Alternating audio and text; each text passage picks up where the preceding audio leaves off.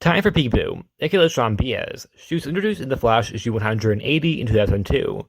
Baez was desperate to get her father a kidney because he was dying, going into nursing and even planned on giving her father her own kidney, but it turned out she wasn't a match. And because of that, Lashawn turned to crime trying to steal her father a kidney in order to save his life. She herself has a metahuman gene. It has the power to teleport along with the aftermath having some weird small explosion. As with her teleportation abilities come some consequences to ones where she stood. And because this is the early 2000s and it was just the 90s a couple years ago, she is also an expert roller skater. Okay. In her very first story, she was defeated by Wally and Cyborg, but they do feel bad for her because of her tragic backstory. But at the end of the day, she is still a criminal. She would return during the arc where Grodd would break out many villains in prison, and she would actually help Wally when Grodd injures Linda Park.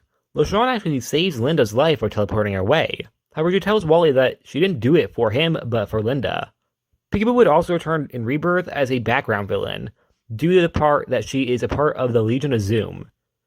It's not really noticeable that she's there. It's most likely because they just really wanted more villains and they couldn't think of anybody, and they just like, oh, Peekaboo, let's throw her in there, which they did.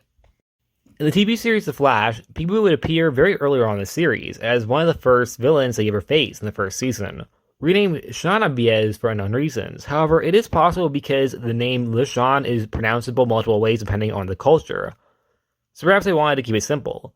Also because Lashawn is very much weirdly misspelt multiple times, or not spelt the way it's typically spelt.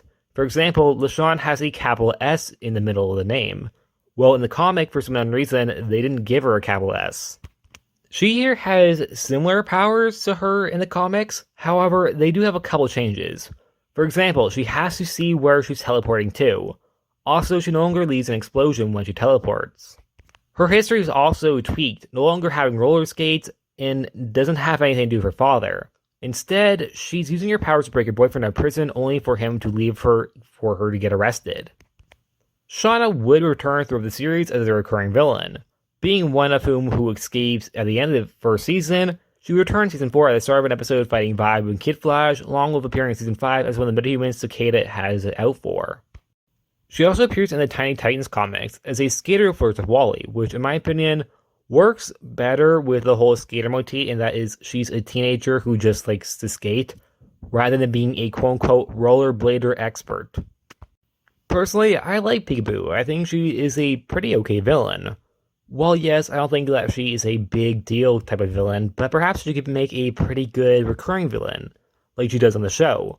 In the comics, she does return, but in a way that is not really faithful to her original character, especially because now she's just a straight-up villain in the background, when before she had redeemable qualities. Regardless, I'm excited to see wherever the character goes. And that's it. Like always, please like, subscribe, and see you guys next time. Bye.